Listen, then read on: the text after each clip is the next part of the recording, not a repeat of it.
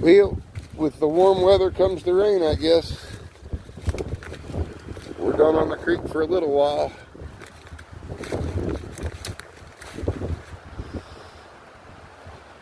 She's up a little bit.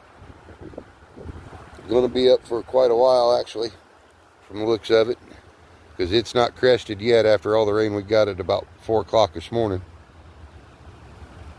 That's what used to be the sandbar. But the dredge is just sitting out there minding its own business, waiting for the water to go back down. So, as soon as it does, we'll get back in here, see what's going on, try to get on some more gold. We'll catch y'all later.